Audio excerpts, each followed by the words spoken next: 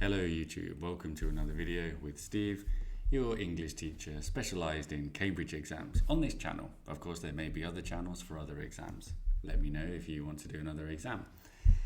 We've got a slightly different video today. We're going to talk about motivation, and I'm going to share an activity that I use with my students that is useful if you're a student to do by yourself, or if you're a teacher to share with your class, that can help keep up motivation. Because doing these exams, passing these exams is quite a long process. Learning a language requires many hours of time, dedication. So how do we keep up motivation doing this? That's what we're going to practice today. So let me explain the activity and then I'll show you an example of how you could do it with me doing it. I want you to imagine that it is a beautiful morning, July morning, 13th of July, and the C1 exam results are published. You go online, you enter your number, you look at the results, and drumroll please, you passed. Congratulations, incredible, well done. All the hard work has paid off. You've passed the exam. In fact, you did such a great job that a local television channel wants to interview you as an example, a paradigm of hard work, dedication, and progress and achievement in life. So they're going to interview you about how you passed the C1 exam. Local boy, local girl passes difficult exam. Headline news, breaking news. They're going to interview you and they're going to ask you what you did to pass the exam. What you found difficult, what techniques you had, all these kind of questions. How you feel, obviously, you should be feeling pretty good. So you need to write and, if possible, perform this interview with yourself after you've passed the exam. So you're putting yourself in the shoes of your future self after you've passed the exam, thinking about what you did to get there. Obviously, for your own motivation and for teachers who are thinking about doing this, the point is to make students consider the steps you need to take to pass the exam and the attitude you need to keep up, the mentality you need to have, the dedication that you'll need to keep up over the months to reach this next level in your English, to reach from B1 to B2, from B2 to C1, from C1 to C2, and so on. So it's all about keeping up this motivation by keeping the end goal in sight and thinking about what you need to do to get there. So I've spoken a lot, I've explained a lot. Obviously the best way to do is to show you with a quick little version of this interview with a student who has passed their exam. So we're going to be asking questions like how you did it, what motivated you, who helped you, how you overcame the difficult parts, and really be specific. What is the difficult part for you and what you're going to do about it? How you feel now it's over. It's over, well done. What you'll do to celebrate, why not? And then any other questions to make this a nice fun interview. You can make it a bit personal to yourself if you want to add some more questions. Okay, let's get into our interview then. Good morning, this is the news. With us today, we have a very impressive young man by the name of Basilio Cano from an undefined region of Spain who did something very impressive. He passed his C1 exam. Basilio, tell us, how did you study for the exam? Well, what really helped me was keeping organised notes for each part of the grammar exam on my computer. I made sure I wrote what I was learning, not just random words, not just writing exercise 1, A, exercise 2, B. Like for a collocation, I remember one of the phrases in part 1 was to see the light of day. So it means to be seen by the public. So I'd write to see the light of day equals to be seen by the public, not just see or something. Then I went back and tested myself on these phrases a week later to make sure they were sticking in my memory. Also, I read books about things I was interested in. I'm really interested in concrete driveways, like people who pour the concrete to make like a driveway, and compost. So I read a lot of books about that. And what exactly motivated you to study for this exam? Well, I was motivated because I know I will need this certificate in the future for university and then for job possibilities as well.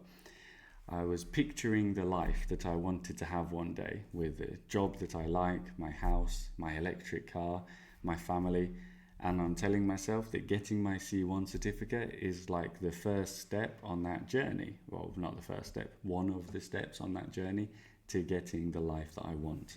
Can you tell us a little bit about who helped you for the exam? I was lucky to have a teacher who guided me and provided me with lots of good materials that I could use, and also corrected my writing with like clear points about what I should do better and examples of how to say things better for each type of the writing. And then I also studied with a friend who's also doing C1, and he passed as well. Oh, we're so happy. And we were like making activities for each other, so we really understood how the exam works. How did you overcome the most difficult parts of the exam? The most difficult part for me was the reading, because I find it really hard to concentrate on a long, complex text. I am a typical young person, as you can see. Hello, young people. All I do is read tick-ticks and very short things on the internet. But I overcame this by building up my attention muscle. I see it like a muscle. You have to work it out every day, bit by bit.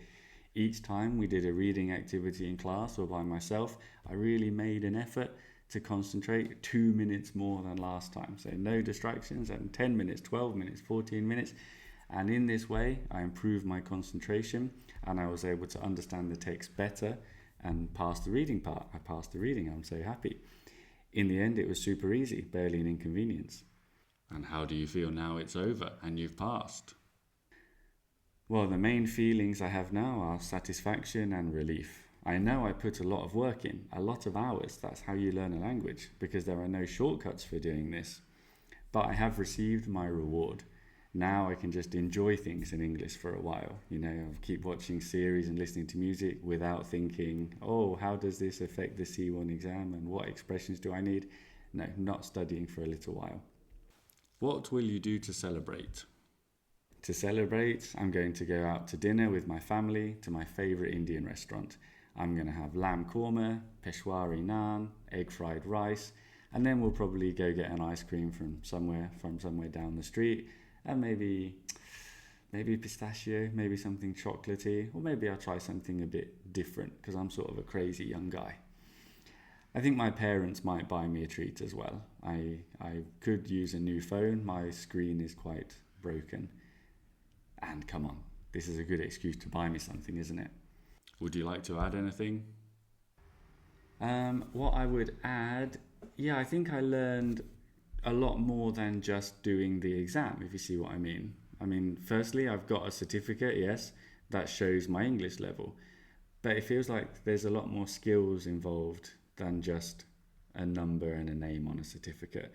My reading has definitely improved. Like I said, I can understand complex ideas, and it's not just in English. This is reading skills in general, in my native language too. My native language, by the way, is Spanish. You can probably hear my accent. My writing has improved because I've got the skill of constructing an essay or other types of text, getting my ideas across effectively. This is a really useful communication skill that I was working on to pass this exam. I had expert teachers telling me what makes a good piece of writing. It's really, really useful. And then similar in speaking, I've gained a lot of confidence.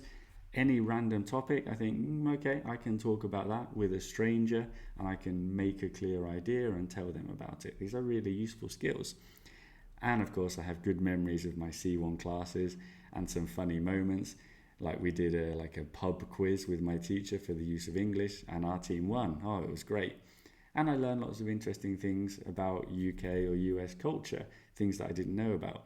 Like my teacher always talking about cricket and how England are sometimes incredible and sometimes terrible. So we learned some interesting things.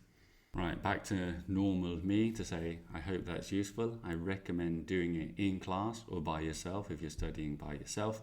And to be very clear, write some questions similar to the ones I said, but try and make your own, and write some answers thinking about how you're going to stay motivated for the C1 exam, because you will pass it. It is possible to pass it if you work, and that would be a great feeling and a great moment when you do. So focus on that moment on this long journey. Thanks for watching. Stay tuned. Goodbye.